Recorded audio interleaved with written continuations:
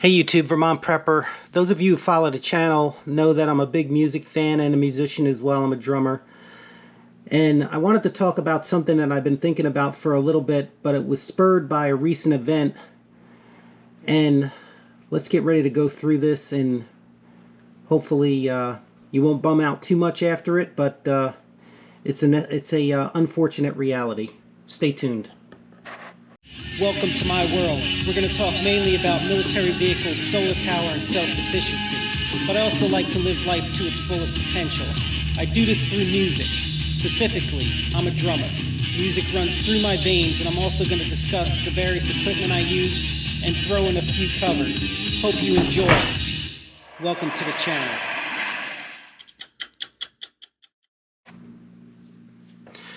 Alright, so by the picture or on the web there, you see Robert Plant, and you probably know where I'm going with this already. Robert Plant's 73 years old, and we entered the decade of 2020 with rock on life support, and I'm a rock musician. I'm huge fans of Led Zeppelin, and you know, big John Bonham fan. He died way too soon, 32 years old, but Robert Plant and Jimmy Page and John Paul Jones are still alive, the remaining three Led Zeppelin members. And we entered 2020 with rock nearly on life support. There's very few younger people that are playing rock in bands. Maybe in the UK and other countries it's more prevalent. That's what I hear anyway. I haven't been there to really experience it, but in the US, rock is nearly dead. And that's my opinion. You could argue with me all you want. New rock, that is. The classic rocks is still very current and very relevant, and it's for reasons like, you know, people like myself, a baby boomer, who want to you know, listen to the music that they grew up with, and that's the way it is right now. So very few new bands are playing, very few new bands are forming. I found a number of individuals that were rock stars in the 60s and 70s, and I put up their ages just to show you how difficult of a decade this might be for rock. But on the other hand, if you think of a more brighter side, it may inadvertently take a negative and maybe make rock have a renaissance in the United States. And unfortunately, what's going to happen maybe is some of these rock stars that I'm going to show may die, and that may cause people to listen to their music. And by listening to their music, maybe it'll spur the younger generation to really start trying to play rock music again. And there's nothing wrong with the newer music. I like some of the newer music. You know, my daughter's into Billie Eilish, and I like her. I think she's very original. I know Greta Van Fleet. I mean, they're made fun of for being Zeppelin copies, but hey, who cares? I could care less if they're Zeppelin copies. They're kids trying to play rock. I mean, I'm all for it. Maybe it's not my type of music, but you know, they're trying. So let's get through this. First guy, Robert Plant, again, is Led Zeppelin. I'm a huge fan, big John Bonham fan. John Bonham died at 32 years old in 1980, September 1980. Robert Plant's 73 years old. It's 2021 right now. So to make it through this decade, he has to last to 82. Possible, yes, but at risk, absolutely. Especially since, you know, rock life is a tough life. You live hard when you're a lot younger, and that takes a toll on a body. So that's where I'm going with all of this. Jimmy Page, 77 years old. He has to last till 86. Possible? Yeah, absolutely. But Again, Jimmy Page looks fabulous for his age. I mean, he looks unbelievable. I don't know if he had work done or not, but man, the guy got the fountain of youth. Hopefully he lasts. Born in 1944. Mick Jagger, 78 years old. Rolling Stones, we just had Charlie Watts, one of the most influential drummers that ever lived. 80 years old, he just passed. And a lot of people don't think Charlie Watts is that technical, but man, he was like an atomic clock. Unbelievable drummer. Keith Richards, he's definitely lasting. He'll be around. Let's just move on. Ozzy's 73. So he has to last till 82, and he already has some health problems. I mean, you know, it's really I don't know. It's so morbid to say, but highly doubtful that he's going to make it 9 years. So I really hope he does. I hope all of these guys do, and girls. But it's really something that was spurred by the death, believe it or not, of Mike Nesmith of the Monkees. And for those of you who are younger and don't know the Monkees were sort of a manufactured boy band that had a variety show, and it was comedic type of show. And they actually became real musicians and went out on tour, and they were very, very big. Their lead singer died a while ago of a heart attack in Florida, but Mike Nesmith was 78 years old. He's the only remaining member right now is Mickey Dolenz, who's the drummer, and he's up there too. I don't know his age, but 3 out of the 4 Monkees are dead. And that kind of spurred me into thinking, man, this is going to be freaking tough this decade, because you have all these aging rock stars. Roger Daltrey from The Who, 77 years old. I mean, he doesn't look it there, right? I mean, I don't know if that's a recent picture, but he doesn't really look it. And he sounds pretty good. I saw a number of recent interviews. But again, it's rock star life, man. He has to last till 86, sort of like Jimmy Page. Pete Townsend in a similar situation. Very influential guitarist and lyricist. Wrote some of the greatest songs ever written.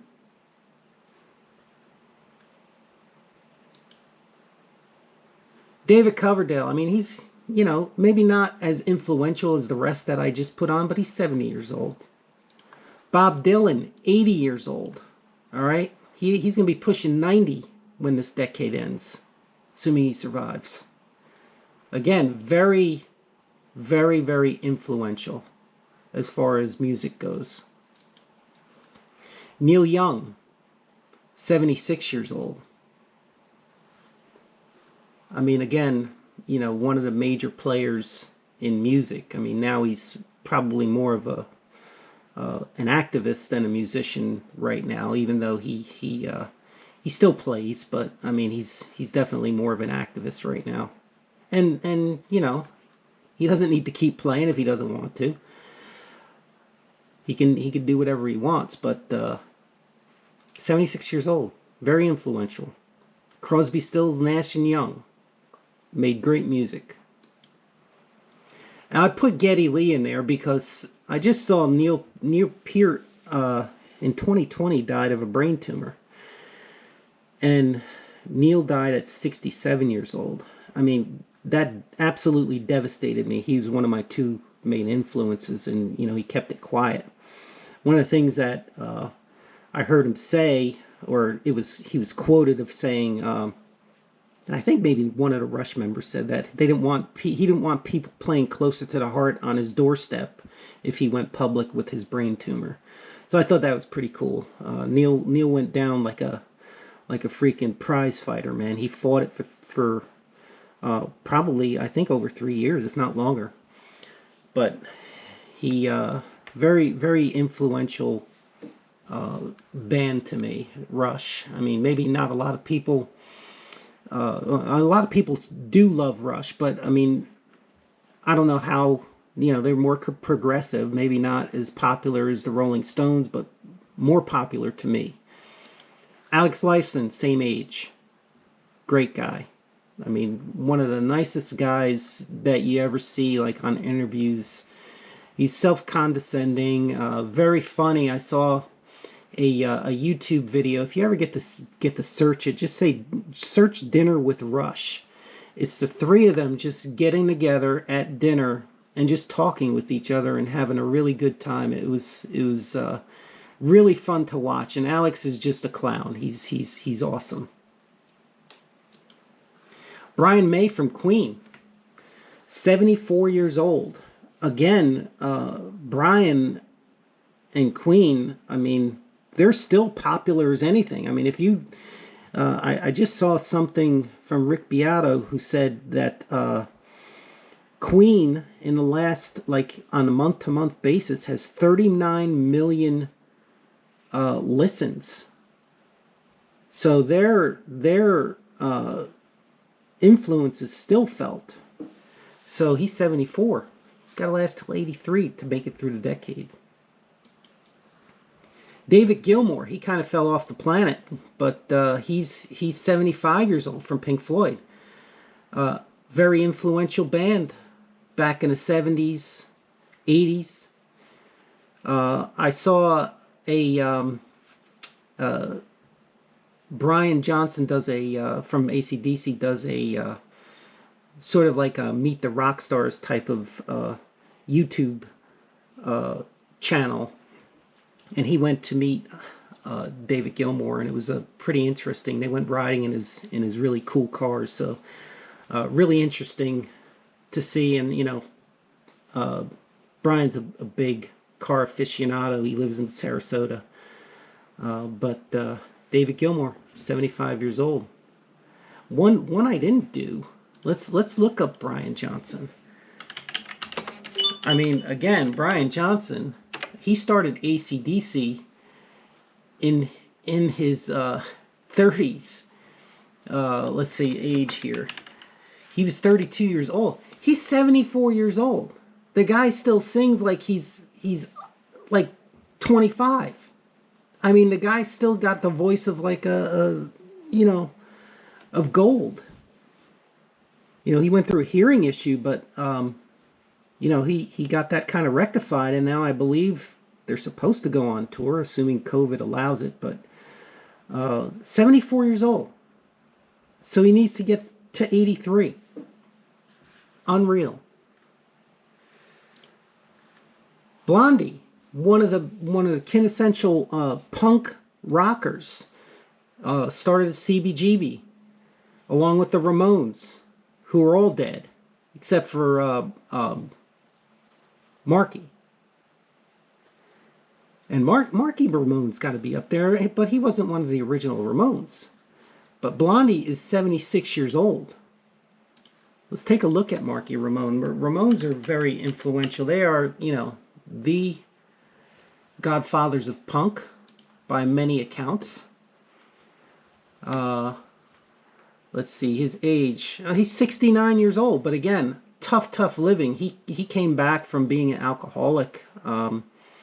He is still active. I believe he still plays out. So Marky's up there, though. Tough living. Sting. Quite conceivable Sting's going to make it. He seems to live a very healthy lifestyle. And I just saw a recent interview with him, and he looks really good. But again, at risk, 70 years old. I mean, the lifespan of a guy is what, like 75 or so? I'm kind of guessing, but it's around there. And you add Rockstar to that, it's got to cut off a few years. But Sting is in pretty good shape. Ace Frehley. I mean, he's 70, but man, talk about rough lifestyle. I mean, he's still active. God bless him. He's from the Bronx, New York. He's a tough guy.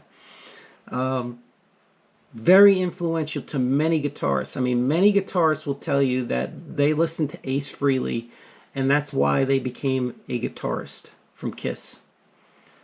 I know that myself and my brother and cousins were huge Kiss fans, and I was a huge fan of Peter Criss. And Peter Criss was one of the most influential drummers back in the day, and he was probably partly responsible for me becoming a drummer at age 9.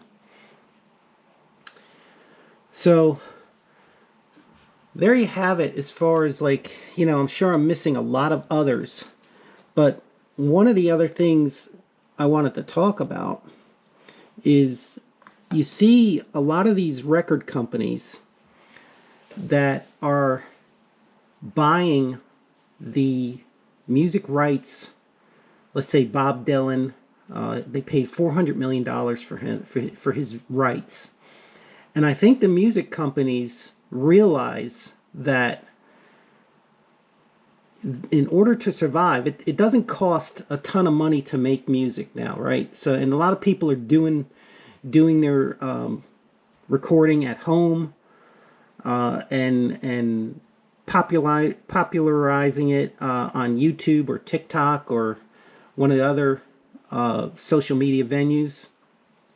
And the music company sees a stable income from these rights, because a lot of the music is timeless, right? I mean, Bob Dylan, I mean, I'm not the hugest fan of Bob Dylan, but he's you can't deny his influence, right? You just can't. He really is one of the most influential people that have ever lived in the rock industry, and they paid him $400 million. So the record companies are onto this. They see that there is a stable income, and they're paying huge money for catalogs. I think Neil Young sold his catalog too, and I heard Motley Crue just didn't, and I don't know if it was published, but I read some reports where somebody paid $150 million for their catalog. I mean, that's a nice payout. And Motley Crue could still make some new music. Who knows if they will, with Vince Neil's not looking too great, but certainly Nikki Sixx looks pretty good, even though he's had a tough life as well. But he's the main writer, and he could certainly write some new music and probably adapt it to Vince's voice as it stands now. But the other thing that I wanted to mention is vintage equipment. You see vintage equipment on Reverb.com, and I am watching some of it, and I'm going to go through the reason why I think vintage equipment is expensive. So here you have Neve console. This is from the 70s or whatever. $280,000. And the reason why you see all of these things and it's vintage, here's like a limiting amplifier from Universal Audio. $20,000, right? Take a look at this thing. $20,000. 1176 compressor. And it's one of the, they call it the blue stripe or whatever. This one particularly was used on a number of Rockstars, so Roy Orbison and things like that. But $20,000 for this thing, and it's from the 70s or 60s. I don't even know what time frame that is. Somebody else will probably tell me. But you see, RCA ribbon microphone, 1930s, $4,000. An equalizer, right? $9,700. Microphones. Microphones are huge money. Any new Neumann microphone, look at this thing. A U67, $13,700. This is back in the 60s. Famous recording engineers like Glenn Johns and others, Andy Johns, they use this stuff. And the reason why I feel that all of these vintage equipment effects are a lot of money is because you have baby boomers who have worked all their lives and now they have a little bit of money, and they drive the prices up because they want to try and relive the golden age of rock, right? Which was the 60s, 70s, right? I'd say maybe some in the 80s, but not much. And then you had like from the 80s to 2000, you had the glam, or 80s to 90s, early 90s, you had the glam rock, and then you had the grunge movement in the 90s. And speaking of the grunge movement, they're all in their 50s right now, right? So you have Dave Grohl is 52 years old. Eddie Vedder's up there. I mean, there's guys that are still aging, and those are the guys that are carrying the torch for rock right now. The ones that were in the grunge movement. Foo Fighters are huge now, and thank God I love them. But they're aging.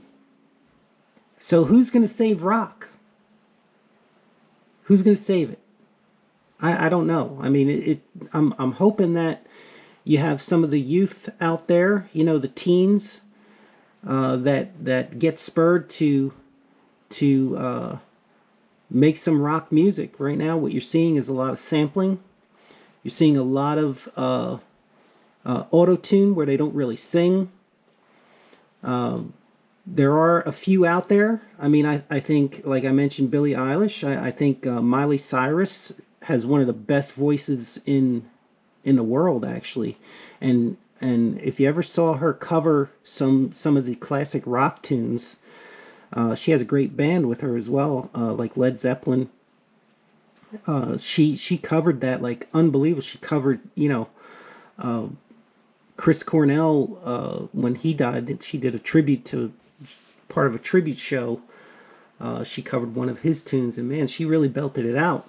And she just did some stuff with Metallica. I mean, they're also part of the torch carriers, right? So let's look up James Hetfield. Yeah, James Hetfield's 58 years old. I mean, he's most likely going to make it. I mean, he looks like a pretty healthy guy. I know he's had some trouble with alcoholism and things like that, but I'm hoping he makes it because he really, Metallica is huge. And you see right here, Lars, he's 57. Kirk Hammett, he's going to be 60, man. He's 59 years old. So, these guys are up there, man. They're the ones carrying the torch. The ones in their 50s and 60s, right? So what happens after that? You have a huge gap. I mean, how many rock bands in their 30s, who are in their 30s do you know of, right? And what's the definition of a mega rock band? I mean, let's, before we do that, let's talk about one of the most devastating deaths we've had, Eddie Van Halen. I mean, the guy was probably one of the best, if not the best, guitarists that ever lived. He's up there with Hendrix. Died of cancer. It's a shame. I'm glad to see his son. Actually, his son might be one that carries that torch in the 30s. Wolfgang. He put out a great album. And he's his own person. He's definitely different than his father, but he's a really, really good musician. So maybe he's part of the hope, right? I think he's up for a Grammy, if I'm not mistaken. So that's one, right? I'm sure some others will come to somebody's mind and put in the comments, but I can't think of many that are in that age group in their 20s or 30s where you have these mega bands. And my definition of a mega band is one where you know all of their names. Everybody knows Metallica's, all the names, Metallica, right? Everybody knows all the names of the Rolling Stones. Everybody knew all of the names of Led Zeppelin. I mean, you look at I mean, there's some big bands out there, but the mega bands are the ones where you know everybody's name. They're household names. Rolling Stones, Queen, Metallica, even Motley Crue, right? I mean, take them or leave them. They were a mega band. So that's my spiel, and hopefully you got something out of this, but it's just something I've been thinking. I've been meaning to put this up, and it just got spurred by kind of a strange event. Mike Nesmith. Anyways, Vermont Prepper out, and as always, keep prepping.